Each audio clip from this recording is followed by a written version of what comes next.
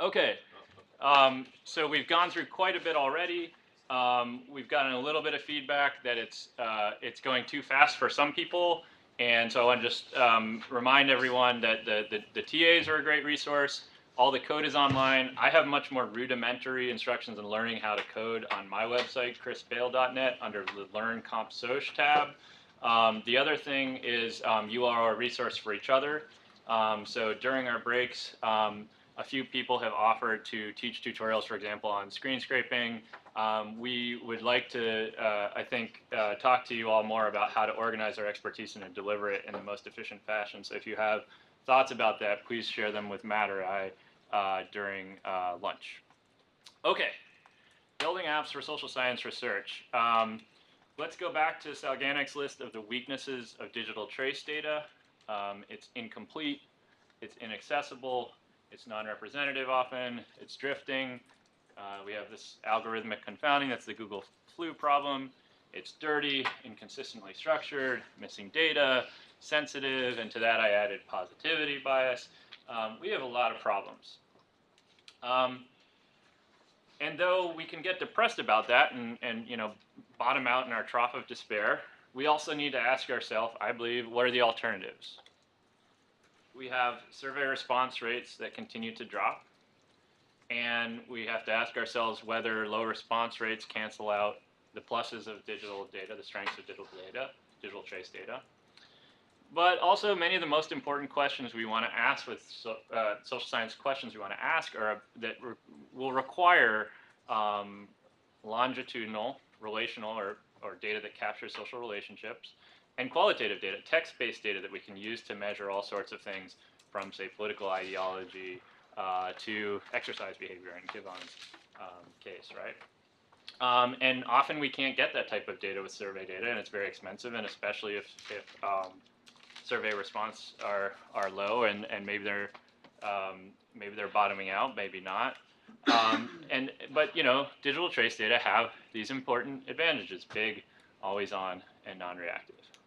So can we have our cake and eat it too, I think, is the important question, and to rephrase in terms of the trough of despair, how do we get to the plateau of productivity, right? So we've got heightened expectations, trough of despair, plateau of productivity. That's where we want to go.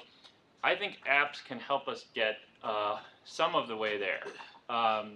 They can help us get around the question of data being incomplete. They can help us access data that's hidden behind these various permissions that we've been talking about. They can help us at least understand whether populations are representative. They might not enable representative populations. They can help order and structure our data that makes it more amenable to analysis.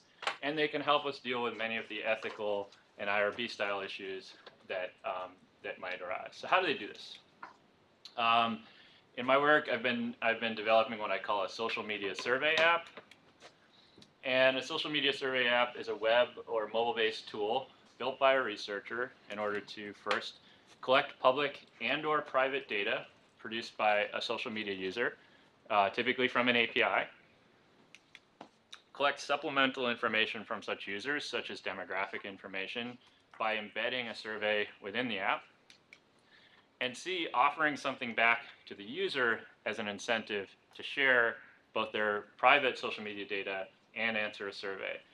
This could either be some type of analysis or financial incentives on the model of something like, maybe some of you are familiar with knowledge networks or the test time sharing experiments. And I've talked with the organizers of both of those large panels who expressed some optimism that this type of model, where you, for example, paid a panel of people to install apps on their phone, could be viable. So let me take you through the workflow of what an app might look like. The text here is a little small, I apologize. In the first stage, is a hypothetical app. You approach a user. This could be done in a lot of ways: email, social media advertising, snail mail even. Back in the day I did that. And essentially, this is the authentication dialog we're all familiar with anytime you see an app, right? The so-and-so app would like to request this information. Do you agree, yes or no, right? what that is doing is it's doing a few things for us, I think, if we learn how to wield it. One, we can ask for whatever type of data we want. Now, people may well say no, and that's an obvious challenge in this.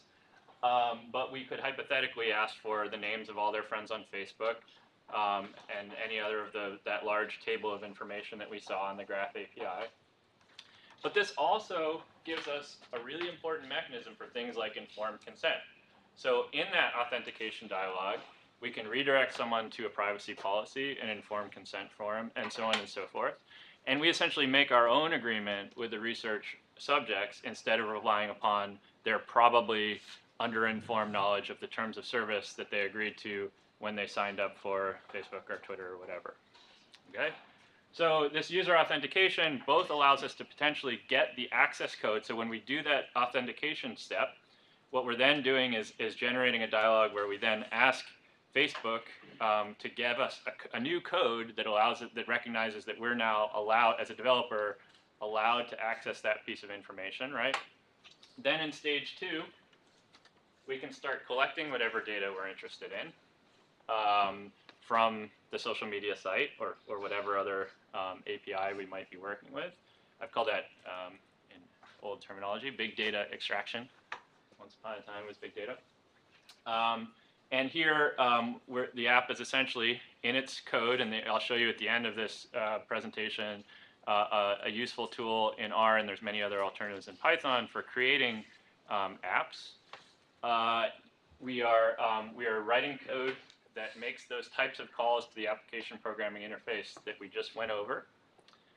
And then in the third stage, we can administer a survey of some type.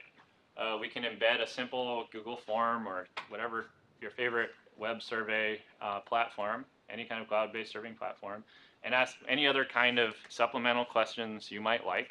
What is your age?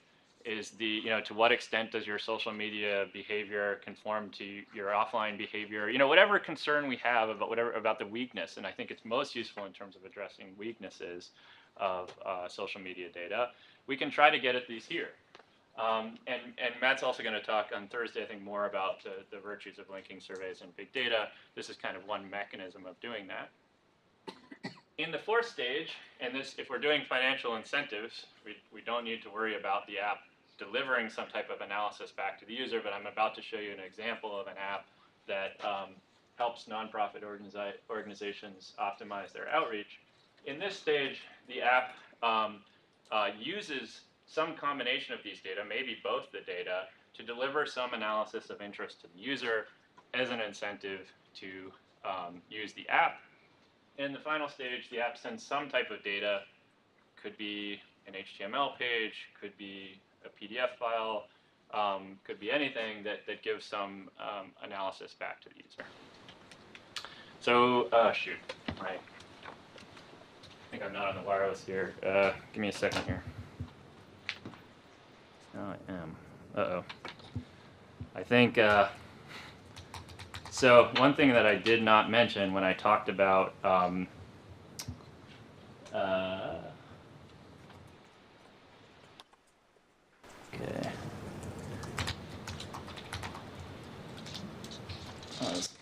Okay, here we go. So this is an app that I built. It should have been linked in the HTML slides here, so you'll have to pull it up if you want. You can go to viralgorithm.com. I should say I'm not confident it's working right now, and there's a good reason for that, which is another thing I should have mentioned when we talked about APIs, which is that APIs are living creatures. So the way an API works, the types of data you're allowed to get, and the type of language you use to request that information are often in constant flux. Facebook is one of the most frustrating APIs to work with because they frequently, in part because they're introducing new features, having new privacy standards or whatever, changing the way the API works. Just 2 days ago, I got an email, and you can sign up for like a developer alert that'll tell you when this happens, so you at least have some advanced warning. That didn't always used to be the case. You can then take steps to change your app if necessary to work with the new infrastructure. It might be something like all Python 2.0 code is now not going to work on Facebook, and you have to update to the latest version or something like that. And that creates a big headache. So we'll see if it works. Basically, the idea here is to help nonprofit organizations. There's a study trying to study how the posts of nonprofit organizations go viral, how they gain traction, how they get views, clicks, etc. It's a broader research agenda around looking at how organizations gain public attention in highly competitive information environments. And so the sell to the organizations was, hey, you're in a situation where it's a very competitive field, you don't know what's working. Wouldn't you like to know how your outreach compares to that of your peers? And so the incentive for the organization is they click here, and this app should produce a visualization that shows them, here's the authentication dialog I mentioned earlier. Again, we can link to a privacy policy. Here you see a list of all the pages that I own or have access to. And I'll just click on one. And as I click this button, now the app is pinging the Facebook API to collect both public data. In this case, I'm collecting text produced by the organization, but also what's known as insights data. So for example, in this case, I'm collecting data on the number of women aged 25 to 35 who clicked on a link on this page yesterday. I can even, given sufficient search volume, get GPS data. A lot of what you might think of as advertising or marketing data, which again is more of a ready-made kind of data because it has to be repurposed for social science analysis. But even the demographic data alone, I think, has a lot of value. Now it's aggregate data, so I don't know the name of the person who clicked on the link yesterday, and that's important for obvious reasons. But it does allow me to say, for example, does a post that's shared more by women have a different life cycle than one shared by men, or is there a geographic concentration where posts are shared, and do things that really go viral have a broader geographic reach? These are all the types of issues one can look at. Next, there's the survey. This is actually a newer version of survey. The older version and a lot of the work that came published out of this used a much longer survey. In part, we decided eventually to go with a shorter survey because there's so much data we can actually get from Facebook publicly and privately. But we're asking things that we can't get, like the budget of the organization, the year it was founded, things we'd want to know because maybe richer organizations can more effectively make viral messages, or older organizations aren't as good as younger organizations at navigating social media environments. All these types of things. Again, the incomplete data from found or digital trace data. These are some fixes that we can use to try to build in, at least have a sense of where we might be missing information that's crucial to testing social science theories. So I'm not going to fill this out. I'm just going to, if I hit, I'm going to click submit. And now, in this case, this is using Google Cloud Platform to do some JavaScript visualizations of the demographics of this particular organization in comparison to its peers. And so we see here some baseline metrics. In this case, I learned in piloting this work that the organizations really wanted these type of metrics because they could use them in their annual reports and fundraising.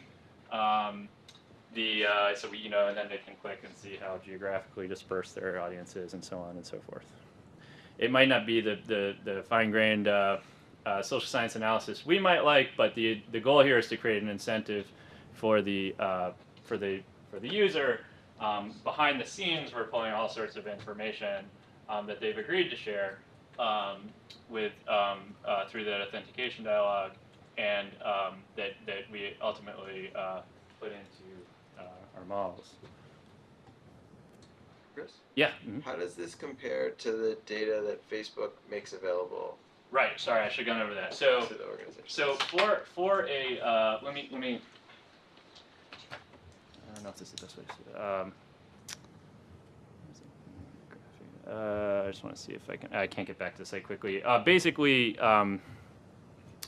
so publicly, every fan page, you have access to the text of all the posts, the About Me section of the fan page, the text of all comments, the names of all people who comment, and the names of people who liked. Used to be the names of people who shared, but that's an example of something that changed with the evolution of the API. And there's other examples too. For example, you used to be able to get friends of friends network data. and now you can only get friends network data. That's a big limitation of the new version of Facebook's API, especially for people interested in doing the type of large-scale network analysis that Michael Macy was talking about. So that's what's publicly available. What's privately available is 120 metrics that you can access if you Google Facebook Insights data. And these are data that are matched to a Facebook fan page. They're essentially audience engagement metrics, things like demographics, clicks, user behavior, geographic distribution, demography, and so on. So then another question, Yeah, how does what you make available compare to what Facebook makes available to the organizations, right? So, what's the incentive? So our innovation is they get to compare to their peers. So Facebook is I think the question behind Matt's question is, you can see if you're an organization how many people are viewing your stuff. What's interesting to them is, are we doing well? And what they want to show other people. And this is the case, and I'll say in a few minutes, this is one of the big challenges of app-based research, is identifying incentives in a highly competitive environment, right? It's not only other research apps that we might be competing with, but just apps in general. Like, do I need an app to do this? This is also maybe a case of drift, because when I put this study in the field, it was the very early days of Facebook. This was peak growth of Facebook, 2010, and nobody knew what was working in these kind of marketing circles. So I think it had a high value, and as I'll show in a second, about half of all the people we approached installed the app ultimately. And I think that's a testament to its value for that demographic. The real challenge is figuring out what the incentive might be, especially if you want to do a study with sensitive data, especially if it's a competitive environment. Probably gone are the days where you could just produce a network visualization and get sufficient numbers of people to install your app just to see what their network looks like. Now you might need to do something like, the Macy example last night, that lifestyle politics that adds some new layer, and of course that's a challenge in terms of coding. Yeah. Other questions? So let me show you, this is just the actual workflow of how this thing is working. It's very similar to the hypothetical. This is the older version of the app here. We have the authentication dialog. There's code for that. We then have these Facebook API calls. There's code for that. We then link to a Google form. This gets stored. Actually, the new app no longer uses Google Drive. The old app did. For reasons of security, we moved to some SQL servers. We also pull in some additional data from Google's API. Things that help us look at like Google Trends information for the topic of interest to the field of organizations. Then we do all the number crunching. In the early days, in part because of the challenges of JavaScript was misbehaving across platforms, we just emailed people a PDF in the original study, and this is what the workflow of the app looks like. So you really can't read this, sorry. So this is just an example of some unique properties of app-based research that I think are worth looking at. So we defined a target sample, all the organizations that are working, in this case, in some public health fields. We did some hand coding to make sure they met our criterion for inclusion, which we were specifically interested in advocacy groups trying to make viral claims as opposed to, say, schools or hospitals. Then we did a first stage of recruitment by email. We then approached in several other ways. We had an initial response rate. This is one of the fields. This is a field of autism spectrum disorder advocacy groups. And one of the neat things, we have also the possibility of respondent-driven sampling to the extent that organizations that find it useful then share it with their friends. Of course, we want to be careful about any bias that creates, and maybe Matt will talk about that a little bit on survey days. I'm not sure, that would be great. And then, so we get a kind of cumulative response rate here of about 33%. In another field, which was organ donation organizations, we got a response rate of about 48%. And even though organizational populations typically have higher response rates than individuals, these are still about standard deviation above the average for an organizational population.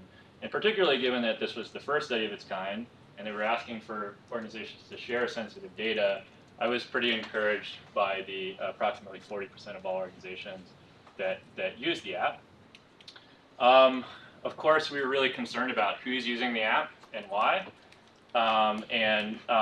We looked at a few different metrics, the level of engagement, budget, and age. And this is from a paper in Proceedings of the National Academy of Sciences. We see really minimal evidence of selection on any of those variables. We looked at a few others as well. Okay, so I've already been hinting at some of the challenges of this research model. The first is, until recently, it was pretty challenging to build an app. Now, many of our CS participants probably might be able to handle it a lot easier than the people who are, for example, learning screen scraping for the first time today, right? That's a pretty high bar to move from screen scraping to app building in 12 hours. There's some new tools I'm about to describe that will make this process much easier. So I don't think that's a huge one. The much more, Ethan, yeah. Even with that in mind, Yeah. knowing that like the learning curve has been lessened, I think, what are your thoughts on, if you're a researcher and you're not a computer scientist, on actually like soliciting, contractors to build the app for you? Yeah. What's the my only thought is Yeah. that maybe they know how to make an app aesthetically appealing in Yeah. a way that us academics are. Let me say a few things about this. This is more of the tricks of the trade. One is, in most cases, social scientists are going to get very little credit for building tools. Right. It's cool. I think people think it's nice you can do it, but nobody, I think, gets tenure or gets a job purely because they know how to build an app, right? Or purely because they know the latest and greatest method for text analysis. So I think for every social scientist in this field, there's a really complicated calculus between like how much do I get in the weeds coding and how much do I either collaborate or outsource my work. I can tell you, particularly as you get further along in your career, it gets harder and harder to keep up coding chops because you're doing so many other things. I think an ideal solution is collaboration. The challenge there, and I'd be interested to hear other experiences on this, is that there's different incentive structures, especially in CS and social science. So for example, publishing in conference proceedings in CS might be a career-defining thing, right? Or winning a paper award at a conference, right? That goes to a political science tenure review committee, and what is that? I don't even know what conference that is, right? So that's an intrinsic problem. The scale and pace of collaboration is often very different. Computer scientists, I know, write papers in a few weeks, right? As opposed to the years that the model social science paper might spend in review. That creates an intrinsic salad. Where it's published, right? The conference proceedings or the American Journal of Political Science, right? That's another difficult discussion. So I think hopefully we'll see new venues, especially more open access venues that are designed for this type of research. I think that's definitely a good goal for us as a field. But in the short term, contracting is a nice option. In general, I definitely think you're right that a developer will know much more about how to make it user-friendly and pretty. The trick is finding a developer who also has some concern for social science, so who might know, for example, how you might want the data to look. And so that's a challenging collaboration process in my experience working on other projects. But I'd be really interested, does anybody have a good example of or ideal models of collaboration that might address some of these problems, some of these incentive structures or so on? Yeah. I just wanted to add that one other thing to think about is sustainability of the app that you're building and being able to maintain it afterwards. So you want to be able to maintain that collaboration, and hopefully that person is incentivized to maintain it for you, which is a problem with outsourcing it.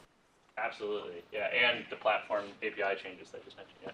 I was going to say, but sometimes that's an argument in favor of outsourcing. So I have some work where I've partnered with a company, I hired a company to do the work, and then you get professional quality work. So a lot of the things that Chris is talking about with this app-based research, you're competing against other things that are built by professionals.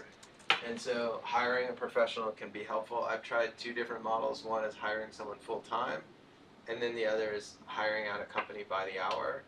There's trade-offs to this. I think a big advantage of by the hour is that it can be bursty.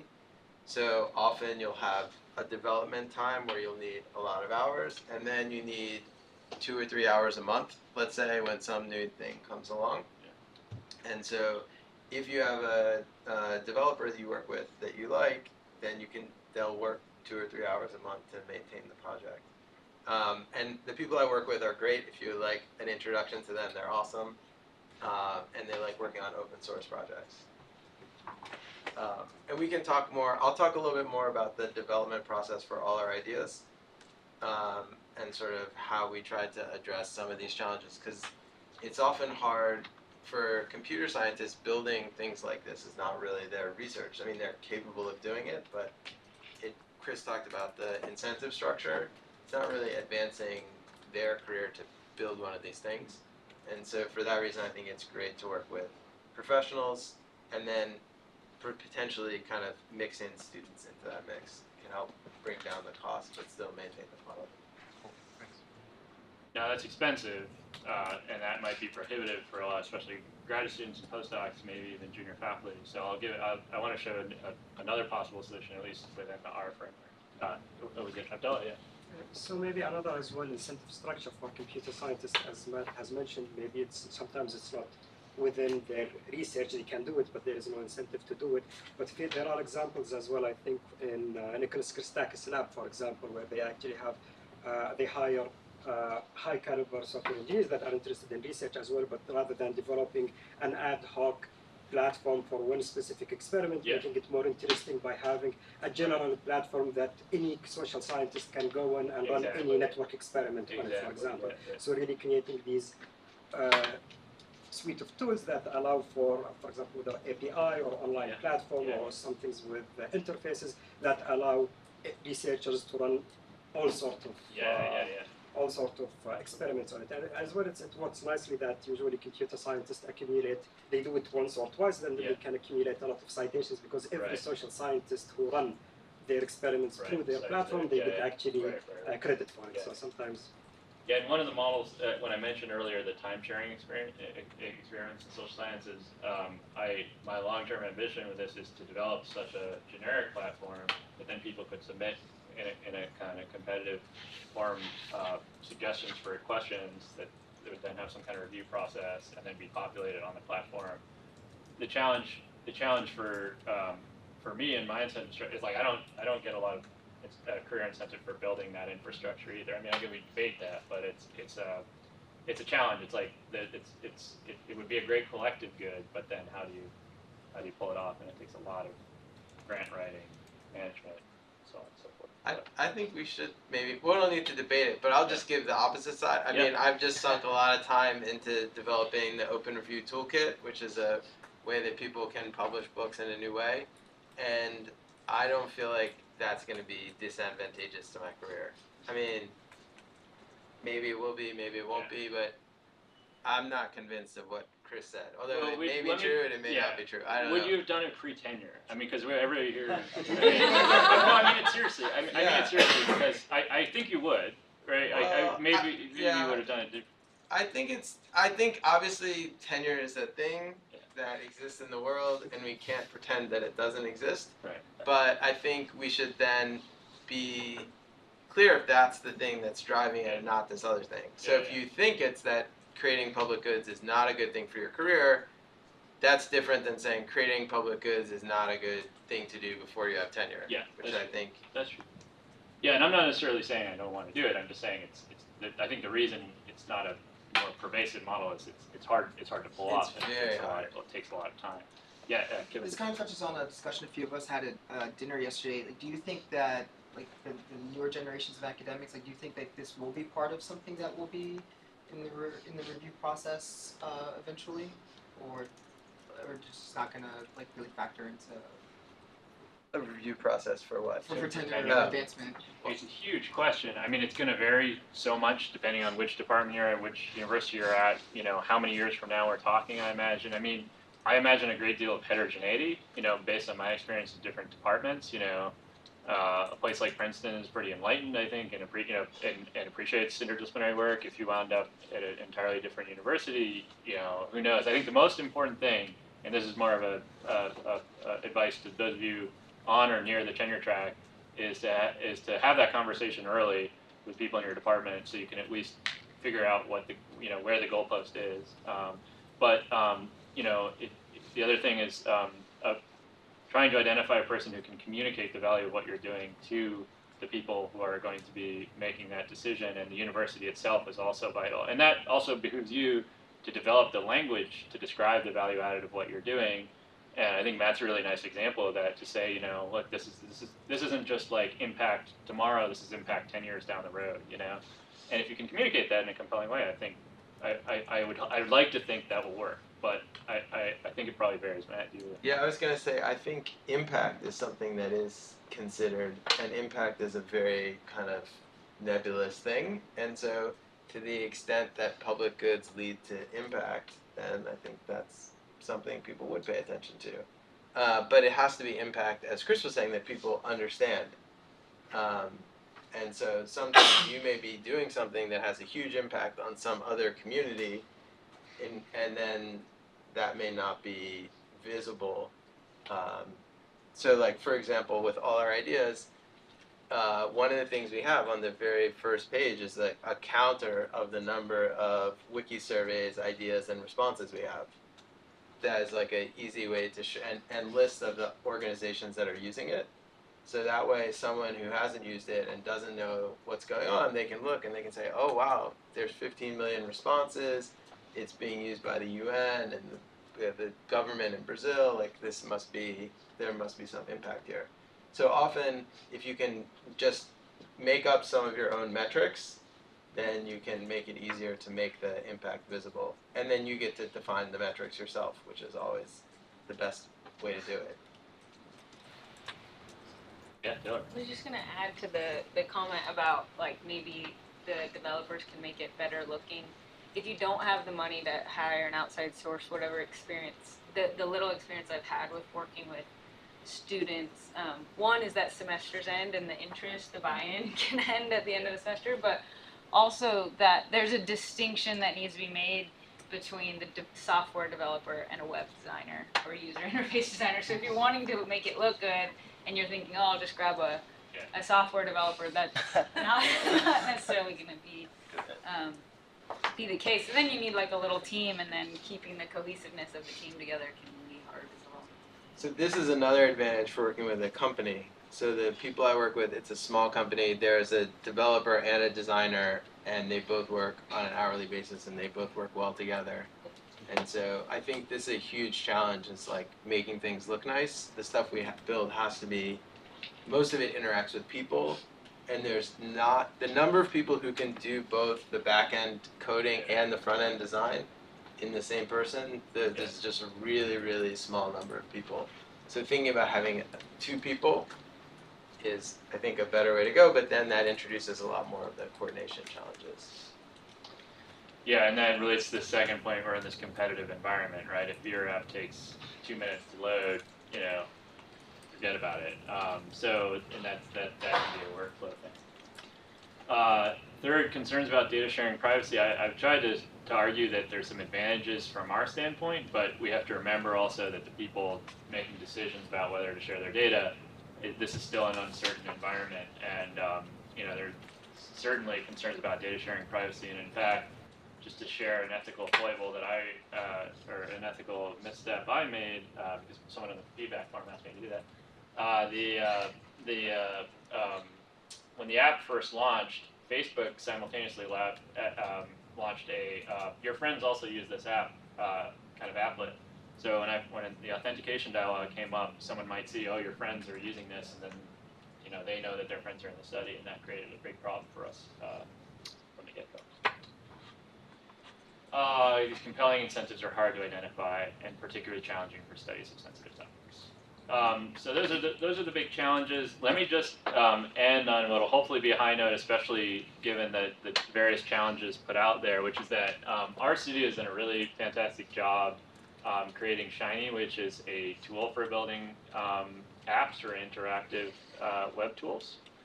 So here's an example. I mean, this is a very, very simple example. It's this is a life expectancy versus health expenditure map, and there's some mouse over functionality. And this is the purpose of this app is for more like data sharing or data visualization on a website or some such.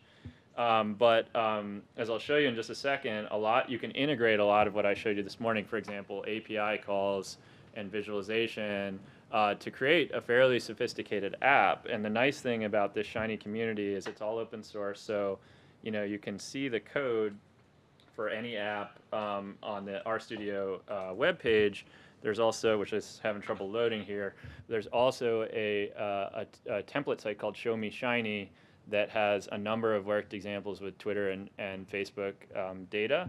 And you could borrow, in principle, a lot of that code. I can't quite get it to load right now. Let me briefly say we're really overdue for lunch now. Let me briefly just give you the big picture of how the code looks. There's essentially 3 components to a Shiny app: a global, server, and UI or user interface component of the script. It used to be you had to have 3 different files to compile this. Now you can do it all in one step. If you're in RStudio, you can go to, there's even a drop-down file new Shiny app, and you can see it'll populate a very simple Shiny app for you. The big picture thing to know is that the global part of the script is the memory. This stores things that you want to load for other parts of the app. So for example, let's say you wanted to make an app which helps users see their political ideology expressed through their Twitter network. Well, you'd need to have a data frame to reference that tells what the ideological scores of the people they follow are, that you're then going to call from another part of the script. That could be stored in the global.r script. The server part of the script is the kind of the brains of the app. It runs the analysis you want to show the user, but it could also do many things like populate a survey or a text box, or take data from a text box that's in another part of the script and put it on a cloud server. This is also a part of the script where there's lots of interesting opportunities for in vivo experimentation. So you could do random assignment in this server script and say half of the people who use the app are going to do this, another half are going to do the other half, and you can have separate sections of the server script that would describe how that randomization is happening. And finally, user interface. This is the face of the app. It's not. There's a variety of.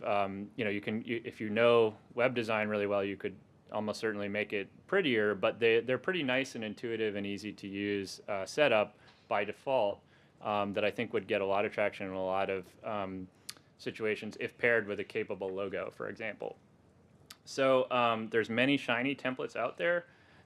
Check out the templates here or on the aforementioned Show Me Shiny site. There's a variety of packages in both Python and R that would allow you to link to cloud servers, such as the Google Drive package. You can even do high-volume app hosting now in RStudio. So if you anticipate tons or thousands or tens of thousands of people using your app, you can even control that kind of volume using RStudio servers. It's kind of a neat service. Let's do lunch, but before lunch, I'm going to briefly go over the group exercise for after lunch, because I'm hoping it might spur some good conversations over lunch, and then I'll put it up again during the group exercise. We rushed through things in part this morning again because we got the feedback that people were liking the group exercise.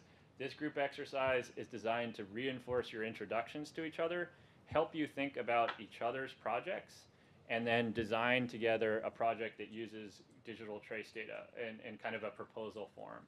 So let me just walk you through what we're hoping to do before Gary's talk. First, reintroduce yourselves. We're going to randomize groups. Reintroduce yourselves just like we did on the first day. Name, discipline, 2 to 3 sentences about your research.